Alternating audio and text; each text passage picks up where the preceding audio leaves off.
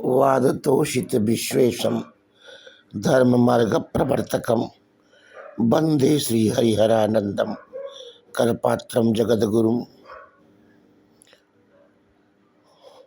कुछ लोग सुप्ति में एवं सुख का अनुभव नहीं मानते। सुप्ति में अज्ञान एवं सुख का अनुभव नहीं मानते। वे कहते हैं कि सुप्ति में आत्मा ज्ञान शून्य रहता, परंतु अज्ञान अविच्छिन्न साक्षी श्रुति सिद्ध है। अतः साक्षी के द्वारा सुख एवं अज्ञान का अनुभव होता है, परंतु अहंकार का अनुभव नहीं होता। सुख और अज्ञान का अनुभव साक्षी के द्वारा होता है। जागृत काल के परामर्श से भी सुख और अज्ञान का स्मरण मानना अनिवार्य है। अहमर्थ का स्मरण नहीं होता, किंतु वह स्मरण काल में विद्यमान होने से भाषित होता है। अहमर्थ का स्मरण नहीं होता, किंतु वह स्मरण काल में विद्यमान होने से भाषित होता है। अतः ज्ञान सुख आदि परामर्श काल में अविद्यमान होते हैं, अतः उनका परामर्श ही मानना ठीक है। विशद अविशद किसी प्रकार का अहम सुप्ति में नहीं अनुभूत होता। साक्षी से ही अहंकार का भी ज्ञान होता है। फिर अज्ञान सुखादि के तुल्य स्पष्ट ही अहम का भी भान होना चाहिए। कहा जाता है कि जैसे बाह्य ज्ञान का ही सुप्ति में निषेध होता, आंतर सुखादि के प्रकाश का निषेध नहीं होता, वैसे ही देवत्वादि विशिष्ट अहंकार का सुप्ति में निषेध रहने पर भी सामान्य अहम का निषेध नहीं होता। परंतु यह ठीक नहीं, क्योंकि सुप्ति में साक्षी रूप ज्ञान तो स्वतः सिद्ध है, श्रुति से भी सिद्ध है। यद वै तन्न पश्यति पश्यन् वै तन्न पश्यति न हि द्रष्टुर्दृष्टे विपैलोपो विद्यते इत्यादि श्रुति कहती है कि प्रज्ञा रूप दृष्टा की दृष्टि का भी परिलोप नहीं हो सकता, परंतु सूक्ष्म अहंकार कोई रहता, इसमें कोई प्रमाण नहीं। हाँ, कारणावस्था में अहंकार संस्कार रूप से रहने पर भी उसकी प्रतीति नहीं होती। जो कहते हैं कि अहमर्थ के बने रहने पर भी सुप्ति में अहमर्थ के ज्ञान का निषेध हो सकता है, परंतु जब सुखादि के तुल्य अहमर्थ भी साक्षी भाष्य है, तो अविज्ञात अहमर्थ का सद्भाव कैसे सिद्ध हो सकता है। गृहे नाहम घटम पश्यन् से जैसे घटाभाव सिद्ध होता है, घर में हमने घट नहीं देखा। गृहे नाहम घटम पश्यन् से जैसे घटाभाव सिद्ध होता है, वैसे सुप्ति में अहम के अनुभवा भाव से अहमर्थ का अभाव ही सिद्ध होता है। नाहम घटम पश्यम से जैसे सब प्रकार के घट का अभाव ही निश्चित होता है, वैसे सब प्रकार के अहंकार का अभाव निश्चित होता है। इसके अतिरिक्त अहंकार विशिष्ट ही होता है, इसीलिए सामान्य अहंकार सर्वथा असिद्ध ही रहता है। कहा जाता है कि जैसे सुप्तोत्थ के मैं कुछ नहीं जानता इस परामर्श के रहने पर भी अज्ञान और सुख का ज्ञान सुप्ति में मान्य है, वैसे ही मैंने अपने को भी नहीं जाना इस परामर्श के रहते हुए भी सामान्य अहमर्थ का अनुभव माना जा सकता है। परंतु सामान्य अहंकार क्या है? यदि अनुभवैक तान रूप है, यदि अनुभवैक तान रूप है तो भी वह अहंकार विशिष्ट है या तद्रहित है। यदि तद्रहित है तो अहंकार का अस्तित्व ही नहीं सिद्ध होगा। यदि अहंकार है तो उसकी उसकी प्रतीति होनी चाहिए।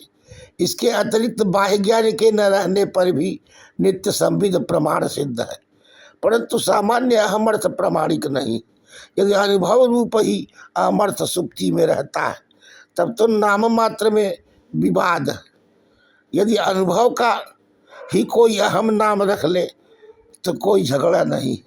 अतएव ना हम खल्व खल्व अयमेवं संप्रत्यात्मानं जानाति अयम हमस्मि, इस श्रुति से यही सिद्ध होता है कि सोते समय जीव मैं यह हूँ ऐसा नहीं जानता। ना हम खलु अयमेवं संप्रत्यात्मानं जानाति अयम हमस्मि इति। यह श्रुति ने देवत्वादि रहित अहम प्रकार भी अहम के प्रकाश का निषेध किया। कुछ लोग कहते हैं जैसे प्रज्ञाने न आत्मना संपरिष्वक्तो न बाह्यम वेद नान्तरम, प्राज्ञ आत्मा से संपरिष्वक्त होकर जीव बाह्य एवं आंतर किसी पदार्थ को नहीं जानता। इस श्रुति के द्वारा सर्वज्ञान का निषेध होने पर भी अज्ञान सुखादि का प्रकाश अद्वैती को मान्य। वैसे ही उक्त श्रुति से अहम की प्रतीति का निषेध होने पर भी देवत्वादि रहित अहम की प्रतीति मान्य, परंतु यह ठीक नहीं। कारण पश्यन वही तन्न पश्यति। श्रुतियों तथा स्मरण से साक्षी स्वरूप ज्ञान से अतिरिक्त ही ज्ञान का अभाव प्राज्ञेन आत्मना इत्यादि श्रुति का अर्थ संगत है। परंतु इसी तरह सुप्ति में अहम अर्थ का अस्तित्व सिद्ध करने वाली कोई श्रुति नहीं। यदि सुप्ति में अहम अस्मि ऐसा नहीं जानता कहा गया होता तो यह कहा जा सकता था कि सुप्ति में आत्मा को मैं हूँ ऐसा ज्ञान नहीं होता, किंतु सुप्ति में अयम अहम अस्मि ऐसा उल्लेख है, अतः मैं यह हूँ। अयम अहम अस्मि यह मैं हूँ ऐसा ज्ञान नहीं होता। मैं हूँ ऐसा ज्ञान तो होता है, परंतु यह भी ठीक नहीं, क्योंकि अयम का ऐसा अर्थ नहीं होता। अयम का यह अर्थ होता है और इदम सामान्य बोधक ही शब्द है। साथ ही अहमर्थ के अवशेष का कोई प्रमाण नहीं। तमोगुण से आत्मा का धर्मभूत ज्ञान अभिभूत हो जाता है। यह कथन भी असंगत ही है, क्योंकि अंतःकरण का धर्मभूत ज्ञान भले ही तम से अभिभूत हो, परंतु आत्मा धर्मभूत ज्ञान कैसे अभिभूत हो सकता है। इसके अतिरिक्त जैसे रूपादि रहित घट नहीं उपलब्ध होता, वैसे इच्छादि रहित अहमर्थ उपलब्ध नहीं होता। सुसुप्ति में धर्मभूत ज्ञान संकुचित होता है। यह संकोच का क्या अर्थ? अनवभासमानता या अन्य? यदि अन्य तो अवभासमान ज्ञान को संकुचित क्यों कहा जाएगा? यदि अनवभासमानता तो तद भिन्न विनाश भी क्या हो सकता है? भानस स्वरूप ज्ञान के अभाव से भिन्न ज्ञान नाश का कुछ स्वरूप ही नहीं। संविद के समान सुसुप्ति में अहमर्थ का अविशद भान होता है। यह कथन भी असंगत ही, कारण संविद का भान सदा ही विशद ही रहता है। अहमर्थ सुप्ति में कथमपि नहीं रहता, यह कहा जा चुका। नैयायिक आदि आत्मा को स्वयं प्रकाश नहीं मानते, ज्ञानाभाव को ही अज्ञान एवं दुखाभाव को ही सुख मानते। सुख एवं अज्ञान के अनुभव का उपादन करते हैं। इस मत का पूर्ण रूप से विवेचन किया जाएगा आगे। ज्ञानाभाव जानने के लिए अनुयोगी एवं प्रतियोगी का ज्ञान आवश्यक है। यदि उसका ज्ञान नहीं तो ज्ञानाभाव का ग्रहण नहीं बन सकता। यदि ज्ञान है तो ज्ञानाभाव नहीं कहा जा सकता। जो आत्मा को स्वप्रकाश मानते हैं उनके यहाँ सुप्ति में आत्मा का अप्रकाश उपपन्न नहीं हो सकता। स्मरणाभाव से ज्ञानाभाव का अनुमान नहीं हो सकता है, क्योंकि अतनादि अपरिगणित पदार्थों का स्मरण न होने से उनका अभाव नहीं कहा जा सकता है। अतनादि अपरिगणित पदार्थों का स्मरण न होने पर भी उनका अभाव। जो समझते हैं कि अज्ञान है एवं सुख का स्मरण नहीं है, किंतु केवल जागृत काल में ज्ञानाभाव का अनुभव ही होता है, वह भी संभव नहीं, क्योंकि फिर भी ज्ञानाभाव के अधिकरण रूप से जो आत्मा का ज्ञान आवश्यक ही है।